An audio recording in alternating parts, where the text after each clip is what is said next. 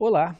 A violência é um dos grandes problemas do Brasil e isso todo mundo sabe. De vez em quando, os crimes levam algumas pessoas, especialmente as autoridades, a proporem soluções que parecem definitivas ou até mesmo mágicas. É o caso, neste momento, em São Paulo, da ideia de redução da maioridade penal. Há quem diga que 18 anos é muito, que quem pode votar com 16 pode ser responsabilizado pelos seus crimes e parar na cadeia. Não como é hoje a reclusão na FASE, nas FEBEM, mas cadeia mesmo. Essa é uma polêmica muito forte que envolve especialistas, envolve pontos de vista controvertidos e, é claro, quando é assim, é tema para o argumento contra argumento. Antes de apresentar os nossos convidados, vamos ver uma matéria preparada pelo nosso produtor e repórter, o Ian. No momento da aplicação da lei penal, o sujeito de 17 anos, 16 anos, de 14 anos, ele é diferente de um adulto formado, que tenha 30 anos, que tenha 40 anos de idade. Então, esses dois tratamentos, nós continuamos defendendo que nós não podemos fazer uma vala comum da infração penal. Nós temos que ter dois sistemas, cada um com as suas particularidades, com as suas pessoalidades, para poder reinserir tanto o adolescente quanto o adulto no sistema, na sociedade brasileira, né? A reinserção social é uma grande meta. Então, acredito que redução da maioridade penal por si só, desacompanhada de outras políticas públicas, não vai resolver o nosso problema. Se nós reduzirmos para 16 anos os adultos criminosos e começarão a incentivar a prática por menores de 16 anos. Isso acaba sendo cíclico, né? Então, não é um paliativo, nós não vamos resolver o problema da criminalidade com a mera redução da maioridade penal. Há, sim, um sentimento de impunidade na sociedade brasileira, que a gente não consegue aferir, porque isso não é científico, é empírico. Há, sim, um punitivismo, um pânico moral nessas demandas que a sociedade enfrenta hoje, uma sociedade que está absolutamente em crise de valores. E, nesses momentos de crise, surgem os discursos de lei e de ordem. Nós defendemos, sim, a responsabilidade penal dos adolescentes infratores, podemos aumentar esse prazo de internação no caso de cometimento de infrações graves, para que ele não fique só 3 anos internado, para que ele fique mais tempo dentro do sistema, da FASE, por exemplo, aqui falando pelo Rio Grande do Sul, mas acho que nós temos que respeitar os dois modelos, que são modelos diferentes e são modelos necessários. Para debater esse assunto absolutamente relevante, estão aqui comigo no Argumento contra Argumento, o professor Rodrigo Azevedo, que é coordenador do programa de pós-graduação em Ciências Sociais aqui da PUC, e o professor Augusto Jobim, que é professor de Criminologia na Faculdade de Direito, também aqui da PUC do Rio Grande do Sul. Professor Rodrigo Azevedo, essa ideia de reduzir a maioridade penal é uma boa? Pode resolver os problemas do Brasil? É uma tendência no mundo? Qual é o balanço que se pode fazer dessa situação? Pois então, esse tema da responsabilidade penal, ele volta à tona, né, sempre que algum crime grave acontece, praticado muitas vezes por adolescentes, mas eu diria, né, o Brasil adotou um modelo já na Constituição de 88, que já existia antes, na verdade, mas que a Constituição de 88 referendou, que é o da responsabilidade penal plena a partir dos 18 anos de idade. No ano seguinte, foi publicada a Convenção Internacional dos Direitos da Criança, que foi nessa mesma linha, né, nesse mesmo sentido, e logo em seguida o Brasil aprovou o Estatuto da Criança e do Adolescente, em 90, que é considerado a legislação mais avançada e pioneira da América Latina a respeito desse tema.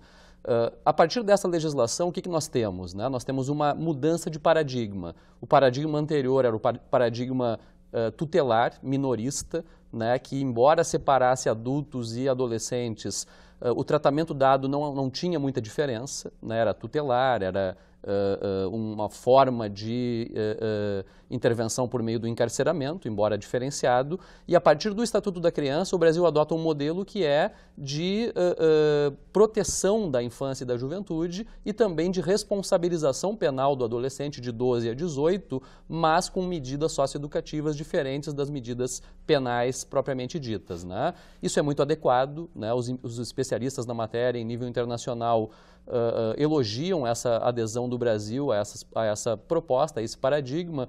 No entanto, há dois problemas. Um problema que é a falta de implementação desse paradigma, que depende de investimento público, e nós sabemos que para essas áreas sociais o investimento público muitas vezes é precário. E, por outro lado, há um problema também na interpretação e aplicação da lei, por parte de muitos juízes e operadores do direito que continuaram ainda presos ao modelo anterior, tutelar, paternalista, e, portanto, não levam às últimas consequências daquilo que o Estatuto prevê. Mas eu diria, vamos tentar manter esse paradigma, né, tão avançado, digamos assim, mas que até hoje não foi testado pela falta de condições práticas da sua implementação. Professor Augusto Jobim, a sua posição.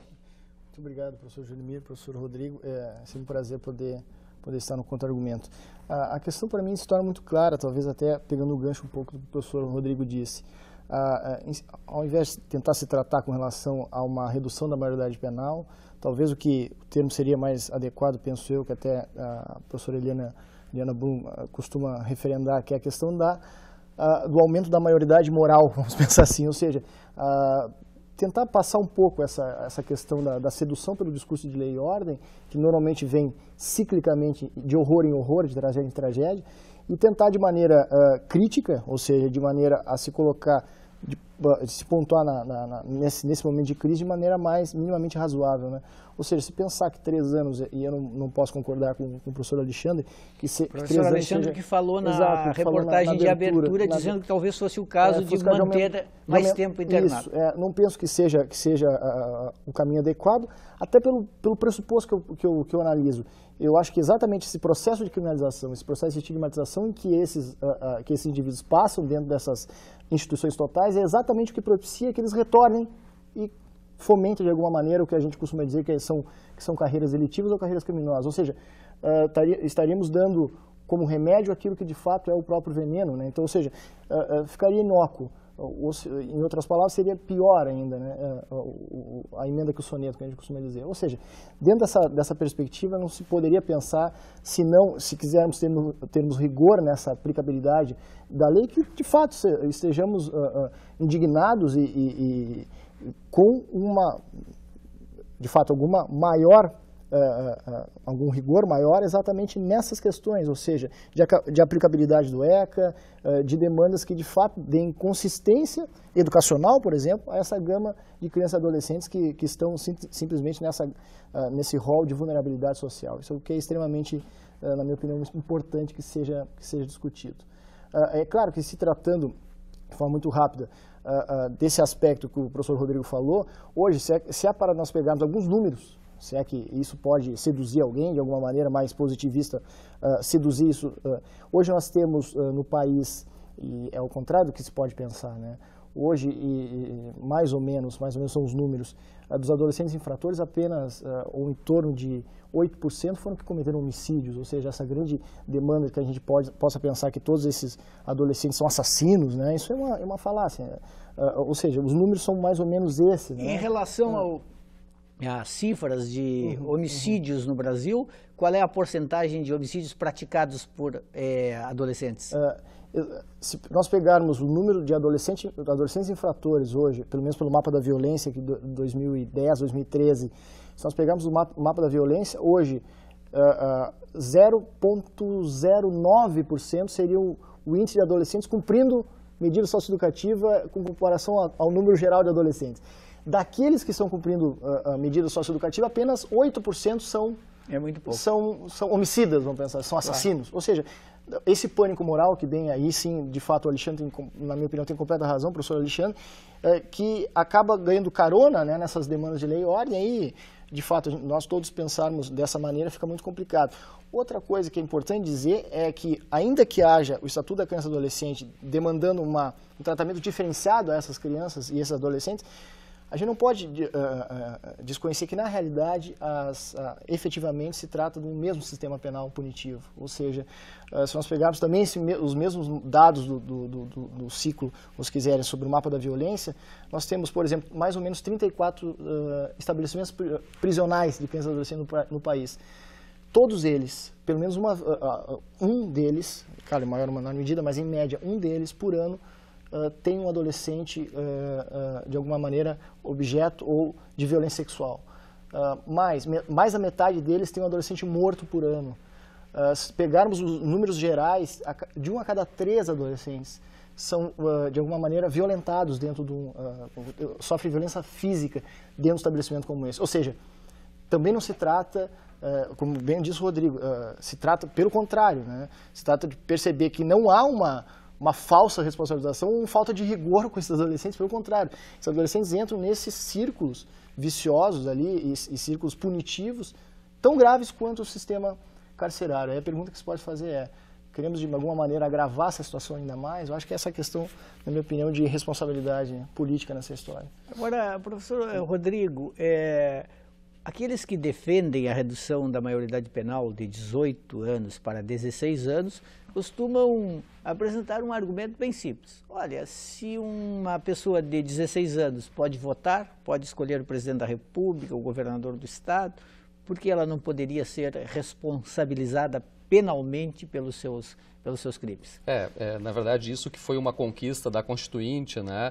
Essa ideia dos 16 aos 18 já funcionar como uma espécie de ingresso na cidadania, embora facultativa, no caso da opção pelo voto, tem sido o argumento mais esgrimido nesse debate, né? Eu acho falacioso, né? A possibilidade de dirigir no Brasil é 18 anos, a possibilidade de exercer os direitos civis é 18 anos, é 21 anos para determinados casos.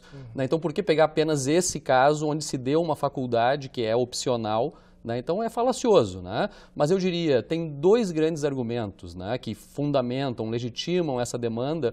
Um deles é a insegurança.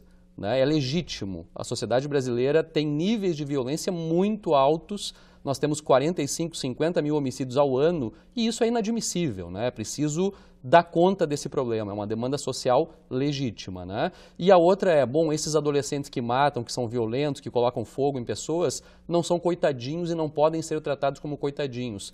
Concordo também com essa ideia, né? Agora, o tratamento dado pelo que o ECA prevê, pelo que o Estatuto da Criança prevê, não é um tratamento de coitadinhos, né? Na verdade, há toda uma possibilidade legal de que essas pessoas, esses adolescentes, sofram, a partir do momento que são responsabilizados, sim, penalmente, a partir daquilo que o ECA prevê, uma série de intervenções por parte do Estado, né, para redução de danos, de tudo aquilo que já sofreram até então, para tratamento psicológico em relação às suas patologias, até muitas vezes, né?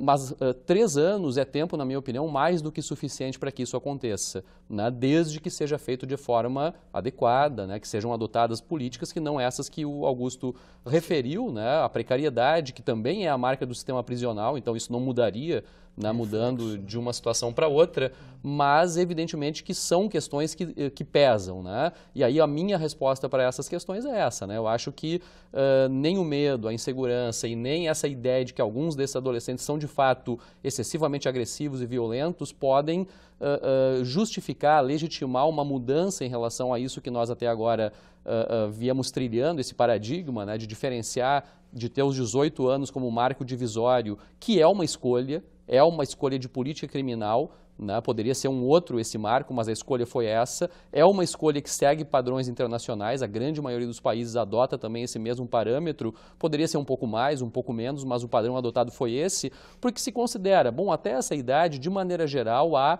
ainda um processo de amadurecimento psíquico, que necessita, né, numa situação onde há um crime, onde há um ato infracional, de um tratamento especializado, específico, diferenciado. Né?